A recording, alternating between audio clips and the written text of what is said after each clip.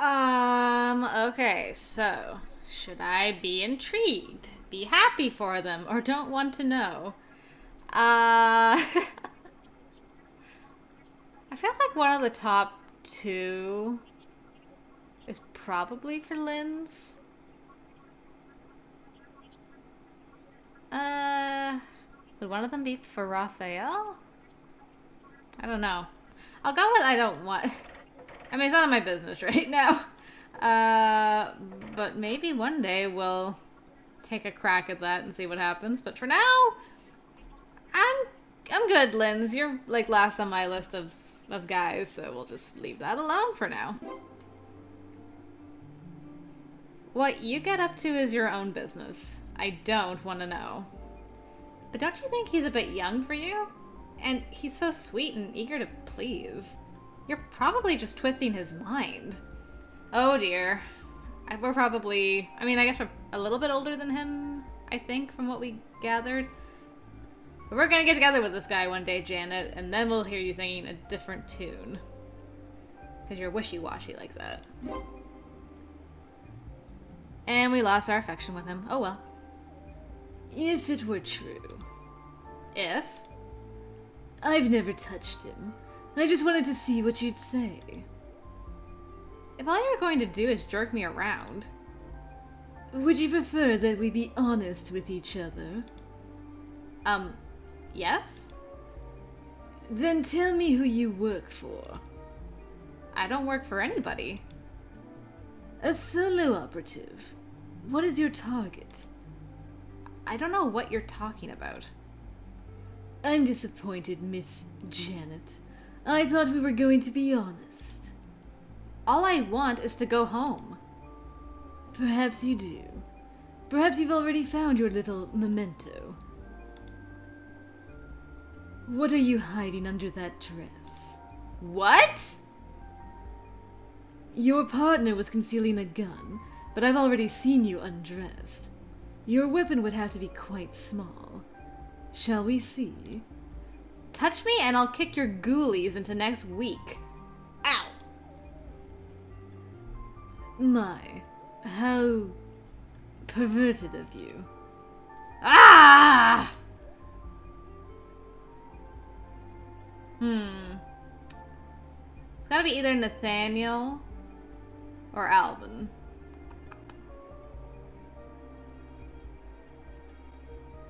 I'll go with Nathaniel, but I'll have to change it in post if I'm wrong, darn. What's all that noise? Nope. It was Alvin. Darn it. I figured you'd be the scowly one, but maybe it was Nathaniel asking out of concern. Whatever. Alvin enters the room and scowls at me. What are you doing out here? Assisting with me with my inquiries.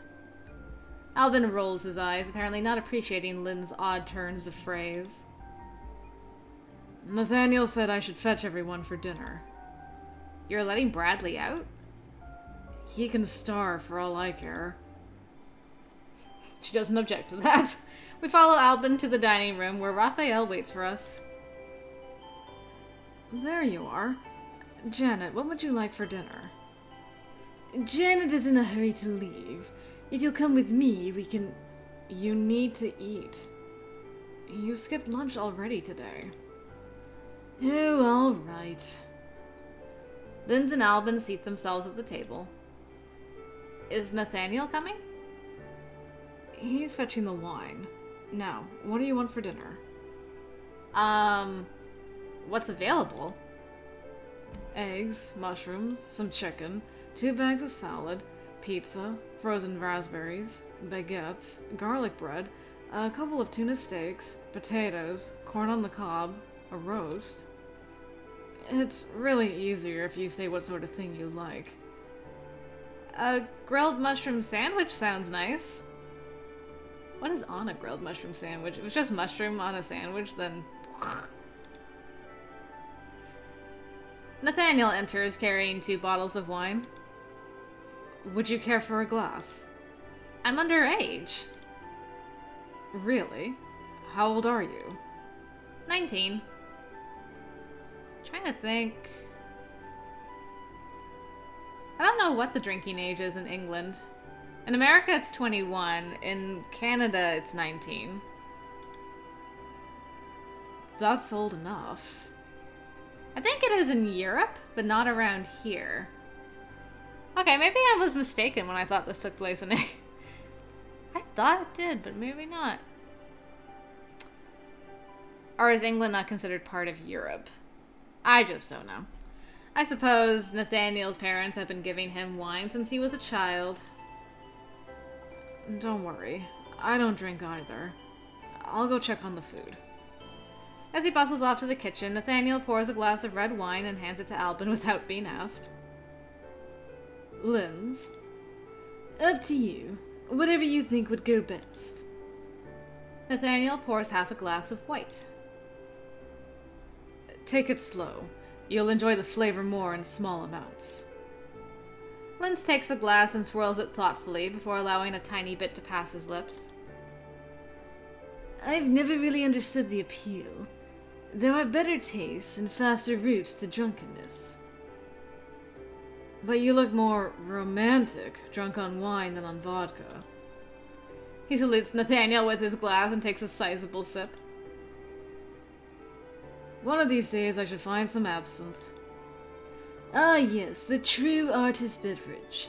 Should you discover a bottle, I would be happy to share it with you.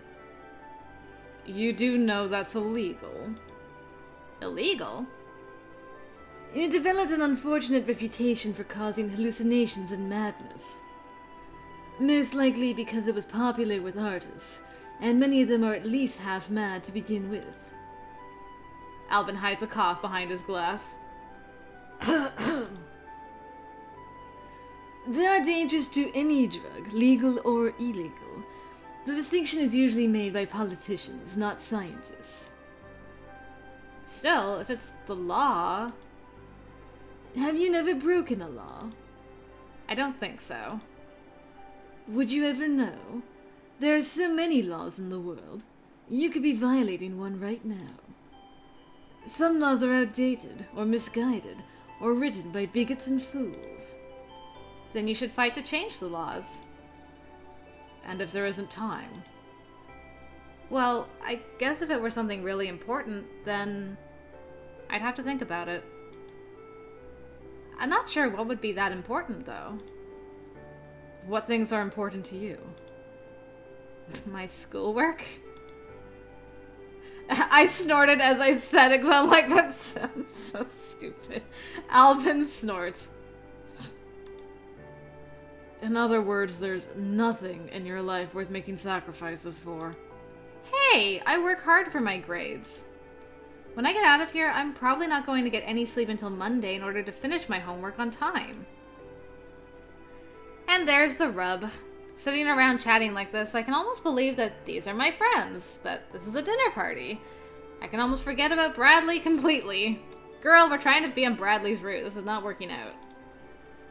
Almost. Still counting down. Now, this bit goes on your back. Allow me. Oh, hello. Why does your shirt not, like, completely fit you? You just have, like, a little bit of tummy showing. It's really funny. Got a little bit of a crop top happening there, Linz. I can feel his cold fingers against my neck as he brushes my hair aside, and I force myself not to shiver. I am decked out like a jewelry display, with wires and magnets and bits of electrical tape. It feels a bit ridiculous, but Linz attaches each piece with surgical concentration. He and Raphael left dinner early to get back to work on this design, while I stayed for dessert with Nathaniel and Albin. Sooner than I expected, they declared it ready for testing. You're sure the shield will work? The theory makes sense. The field should flow around you without even noticing the disruption. However, if you feel any pain, pull out right away. Stray electrical charges near your heart would be very unfortunate. Oh, that's reassuring. But it has to work. Everyone says Linz is good at what he does. When I get through, what do you want me to do? Should I call the police right away? Should I come back in and help you with the power? I think it would be better if you came back inside. Once we have proof that this works, we can make better plans from there. He thumps me on the back, which is slightly annoying, but I'm at least grateful he didn't pat somewhere else. Hey! Everything is in place. I turn to face the field. Right hand first, or either foot. What is this, Twister? I reach out to the shifting light, but just as before, my hand encounters a barrier that bends without breaking. It's not working. That can't be right. I'm sure you can fix it with a few adjustments. No, something more fundamental is wrong. The shielding should have done something, even if it didn't work entirely. If nothing else, the harmonic should have perturbed it visibly, or burned out the shield generator through runaway positive feedback. This is most intriguing. The field must be operating on a novel principle. So what do we do now? Do? There's nothing we can do. If it's not responding to science, then there is no way through the field. There has to be a way. I turn back to the door and pound my fist against it harder. And she's starting to break. Let me out! Stop that. You'll damage the equipment. I want to go home! A sound like ocean waves crashes across my ears and pressure melts at the back of my skull because I got Vulcan neck pinched. I was out for about an hour and a bit. When I open my eyes again, I'm lying in bed. Everything is quiet and all the magnets are gone. How did I get here? It would be nice to believe that this is Saturday morning and I'm waking up for the first time and this whole day has been nothing but a strange dream. But I know what I felt and what I've seen. If it wasn't real, then I'm crazy. And I can't believe that.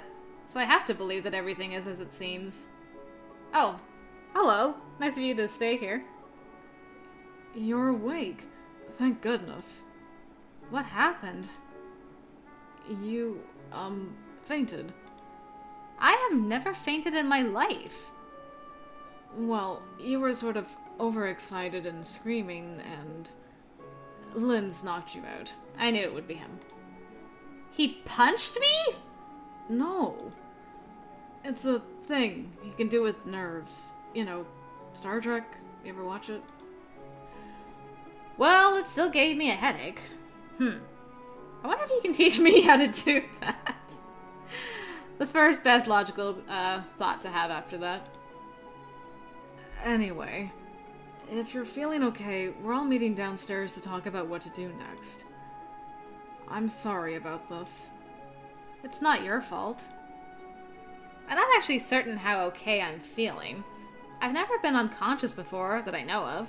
Sleep isn't quite the same thing. I could probably use a hand. But I don't like looking weak in front of people, especially after I already got a little bit hysterical earlier. Should Janet ask Raphael for help? Maybe on his route I will.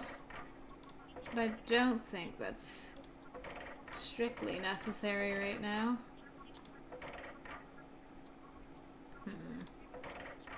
There we go. I'll say no this time around. You go ahead. I'll be right there. Okay. He leaves the room, granting me privacy. I stand up, feeling ever so slightly unsteady on my feet, but everything appears to be in working order. Better get moving, then. The boys, minus Bradley, are gathered in the main hall.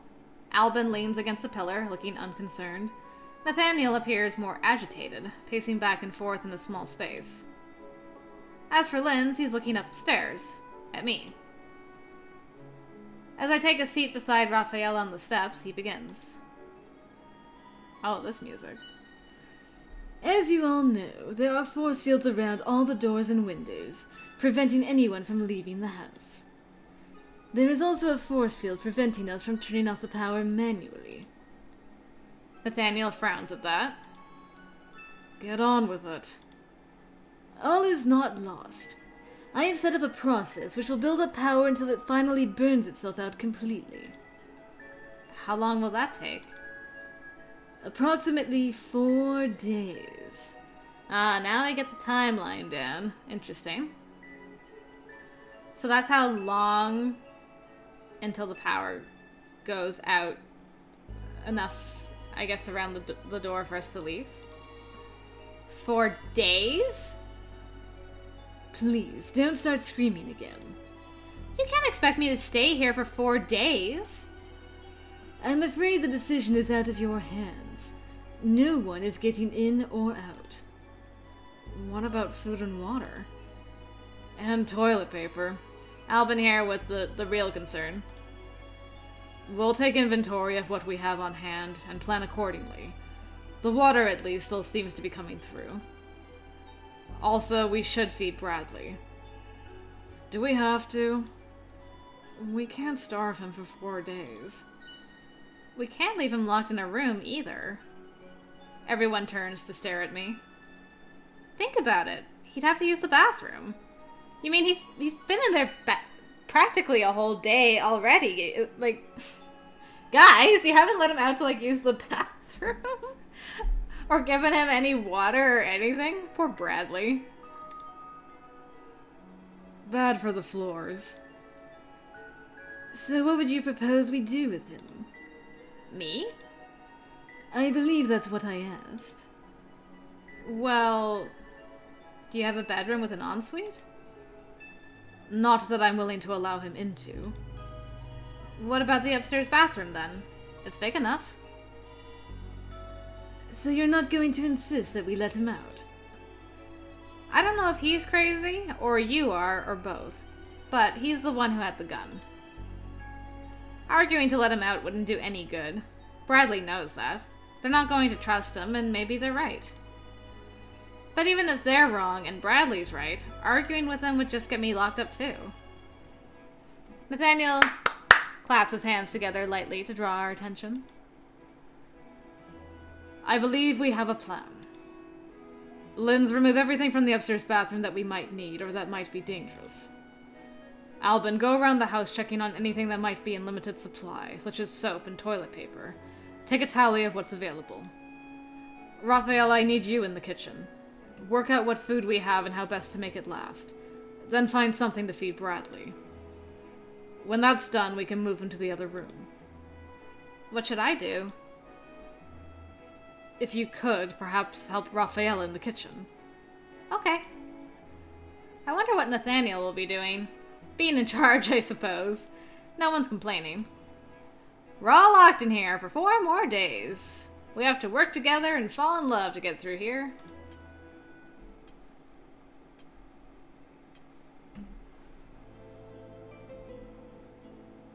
Be quiet already. We fed you, didn't we? Let me out of here! Not happening. The boys have moved Bradley from bedroom to bathroom, as planned, but he is not appreciating it as much as he should be. I've got to find out what's going on. May I tell him? Albin just shrugs at me. Do whatever you want. He walks off, leaving me alone with Bradley. Well, alone with the bathroom door. We tried Linz's idea with the shielding, but nothing happened. We can't get through the force fields and we can't turn them off. How do you know they're not lying to you about that? They don't know how to get out either. We're all working together, but we're going to be trapped here for 4 days. What happens then? The power overloads and shuts down. And then we all die. Haven't you ever heard of thinking positive? Don't you see? 5 days, 5 years, 5 people, and they never come back. There are 6 people in the house. Only because I was holding your hand. There would be 5. 5 times 5. 4 people disappear, becoming 4 people in a house, and we're the 5th. But what will we become? Wait. Are you suggesting that one of those guys is actually your sister? I don't know. but I need to find out. I don't know how to help you. I just want to go home. The only way home is to learn the truth. I just hope it's not too late. I shake my head, forgetting for the moment that he can't see me. There's no point in continuing this conversation. Lost in thought, I walk down the hallway and turn towards the stairs. And walk into Albin and Lynn's. I'm not going to be able to look at you guys the same again, knowing that one of you might be Bradley's sister somehow. That would be really weird. Oh, sorry. Wait, were you spying on me? Of course. Well, are you satisfied? I'm not plotting to kill you all or whatever else you think. I'm not speaking in tongues behind your back. Satisfied. For the moment. You're the ones hiding something, not me. I don't even know your full names.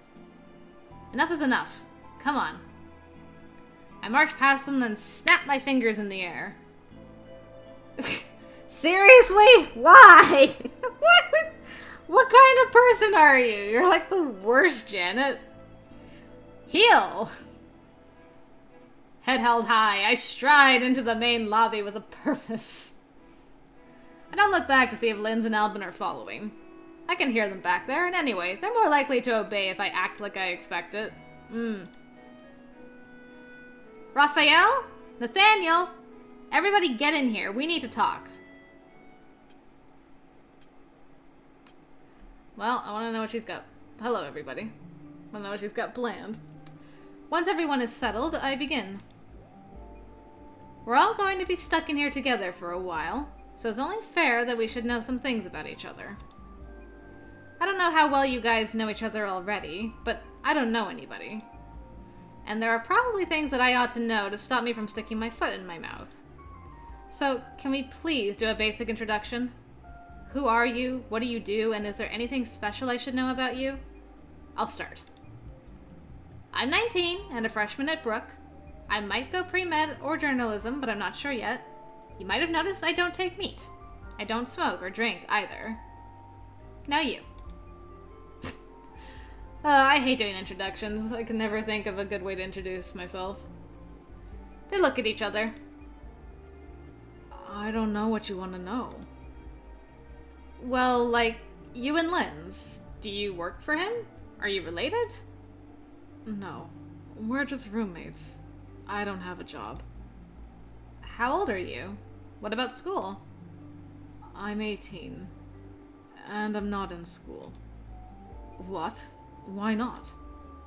That is not your business. But perhaps I could... Not now. See, there you go again, hiding things. You heard him. It's none of your business. Well, what about you? What do you do? Why are you here? Maybe I rob banks for a living, and I'm here because he is my guest. Alvin glares at Nathaniel if it cuts off what he was going to say. They're just simple questions. I mean, if we're stuck here, none of you are going to be able to get to work on Monday. Isn't that a problem for you? There's a moment of silence.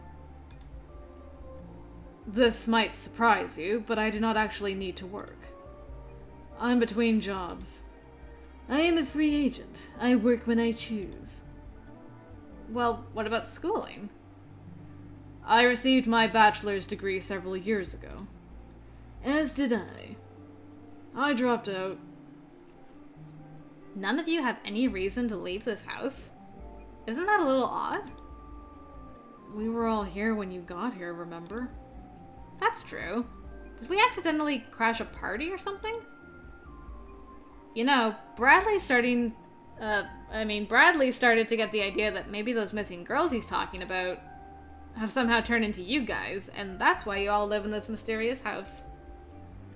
There really is no mystery here. Linz is here to perform work on the electrical systems. Raphael...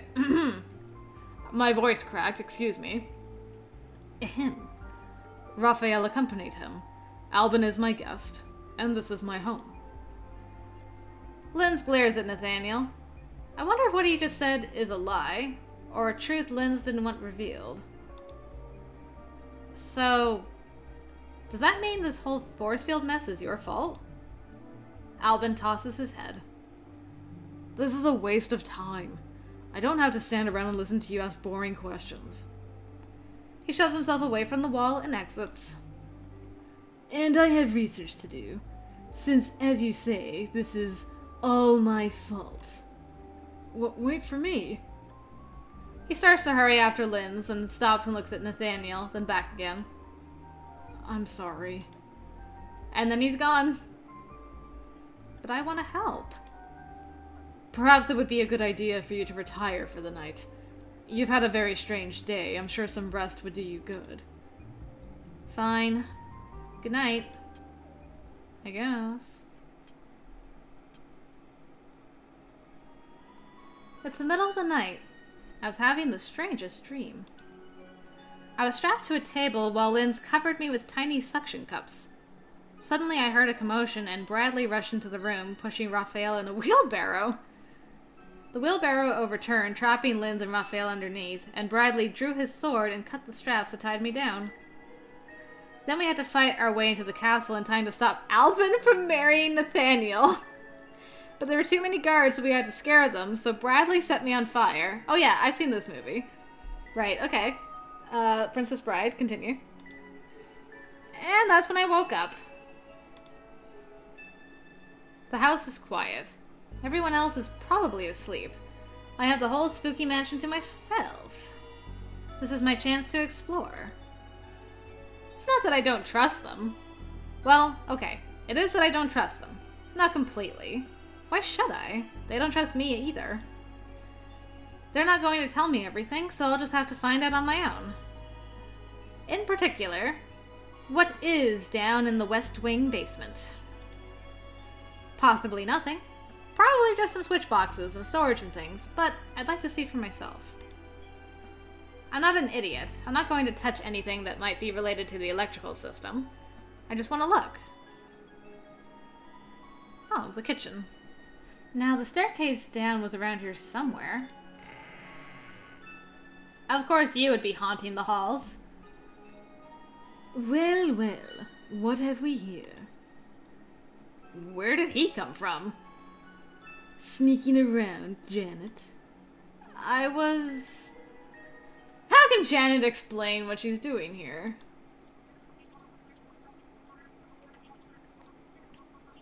I mean, it is the kitchen.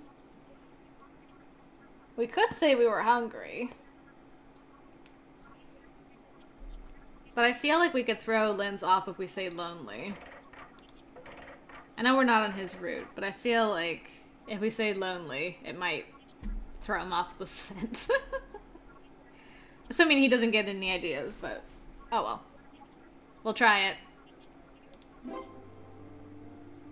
If I'm going to bluff, I may as well bluff big, right? Oh boy, this music again. Actually, I was looking for you. Well, that worked. Oh, really? Well, I declare, I was all by myself in that big lonely room, said Scarlett O'Hara. Yeah, I was gonna say, I do declare. Now you're a belle. Aren't I depending on the kindness of strangers? I suppose. Streetcar named Desire. Is that supposed to mean something? It's a play. Sorry, I had to read it for high school. I thought everyone did. I'm afraid I'm not familiar with many plays. Well, I've certainly managed to distract him from his original suspicions. Now to reel him in. I went to bed too early and now I can't sleep. I thought you might be up. You seem like a night owl. Sometimes. At other times, simply an insomniac. So what do you do to keep yourself occupied at night? I run in circles. I think I would have heard that. Nathaniel does have an extensive library. Oh, what sort of books do you like? Books with words in them. If I give him an inch. Fiction or non-fiction? Yes. Examples. Read 'em my lips. Most recently, A piece musing on the effects on human culture of encountering a non-sapient spacefaring species. Quite entertaining, though I don't think that the telepathic effects used in the story would work without artificial amplification. I don't really read much fantasy or sci-fi. When I read fiction, I prefer mysteries and historical romance. Romance. There's nothing wrong with a good romance. Bad romances are terrible, but any kind of book can be bad. A good historical romance tells you about life in a different time and place, with all the interesting details and theories that the author can dig up. Which gives me starting points to research for myself. Ah, so you enjoy a detailed setting with intrigue and romance. I may have some suggestions. Follow me. He leads me into the library and turns on the lights, then moves along the shelves until he finds the volume he was looking for. Outside the labyrinth. This may keep you entertained until you're ready for bed. Actually, I think I'll just go back up to my room to read. Clearly, there's no point in trying to explore the basement now. But thank you for the book. The pleasure is all mine. I nod farewell and leave him behind. Well, hopefully we allay his suspicions. He's clearly an intelligent man. We might make good friends if he would only stop needling me. I have to be on my guard with him all the time. I suppose I may as well take a look at this book Lynn suggested. See how graphic it is. Sound of pages turning. A colony on a Mediterranean island in the 1800s. And a secret society? This could be good. Oh my. I've never heard of anyone doing that with a necklace. Surely no one would put such a thing inside a sofa. I think I'd better stop reading this book before it gives me dreams that are even stranger than the one I already had.